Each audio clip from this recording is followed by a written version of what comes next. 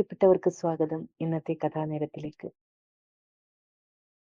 അന്ന് അവൾക്ക് 12 വയസ്സ് തികഞ്ഞു.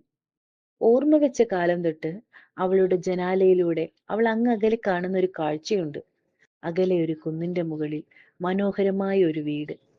രാവിലെ പ്രഭാതത്തിൽ സൂര്യവെളിച്ചം തട്ടി സ്വർണം പോലെ പ്രകാശിക്കുന്നു.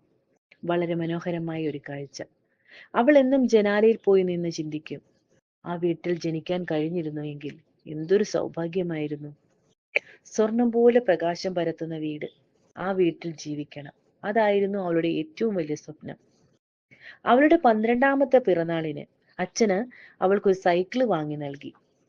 ആ സൈക്കിളുമായി ആ വീട്ടിലേക്കൊന്ന് പോകാൻ അവൾ അമ്മയോട് പല പ്രാവശ്യം അനുവാദം ചോദിച്ചു.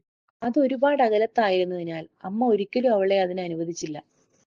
അങ്ങനെ ഒരു ദിവസം അതിരാവിലെ അവൾ ആരോടും പറയാതെ തന്റെ സൈക്കിളും എടുത്ത് യാത്രയായി ആ സ്വർണ്ണ വീട്ടിലേക്ക്. സൂര്യൻ ഉദിച്ചുയർന്നപ്പോൾ അവൾ ആ വീട്ടിലെത്തി. പക്ഷേ അവളെ കാത്തിരുന്നത് നിരാശയായിരുന്നു. അവിടെ എത്തിയപ്പോ പ്രത്യേകിച്ച് അത്ഭുതം ഒന്നും തോന്നിയില്ല. തന്റെ വീട് പോലെ തന്നെ സാധാരണ ഒരു വീട്, പലകകൾ ചേർത്തടിച്ച ഒരു ചെറിയ വീട്. അവൾ ആകെ വിഷമത്തിലായി. പക്ഷെ അപ്പോൾ അവൾ അവിടെ നിന്ന് മറ്റൊരു കാഴ്ച കണ്ടു. ദാ അങ്ങകലെ മറ്റൊരു സ്വർണ്ണ നിറത്തിലുള്ള ഒരു വീട്, സൂര്യവെളിച്ചം തട്ടി പ്രകാശിക്കുന്നു. അത് അവളുടെ വീടായിരുന്നു. താൻ ഇത്രയും കാലം ജീവിച്ചിരുന്നത് മറ്റൊരു സ്വർണ്ണ വീട്ടിൽ തന്നെയായിരുന്നു. സ്വർഗത്തിന്റെ താക്കോൽ തേടി ലോകം മുഴുവൻ അലഞ്ഞിട്ട് അത് സ്വന്തം പോക്കറ്റിലാണെന്ന് തിരിച്ചറിഞ്ഞ ഒരു മനുഷ്യന്റെ കഥയുമുണ്ട്. അതുപോലെ തന്നെയാണ് നമ്മുടെ ഓരോരുത്തരുടെയും ജീവിതത്തിന്റെ അവസ്ഥ.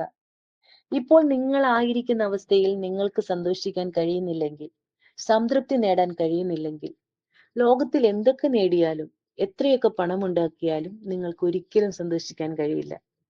ശരിയാണ്, വലിയ വലിയ സ്വപ്നങ്ങൾ കണ്ട്, വലിയ വലിയ ആഗ്രഹങ്ങൾ കണ്ട് മുന്നോട്ട് പോകുന്നവരാണ് നമ്മൾ ഓരോരുത്തരും. പക്ഷെ ആ യാത്രയെ നമ്മൾ സ്നേഹിക്കാൻ പഠിക്കണം.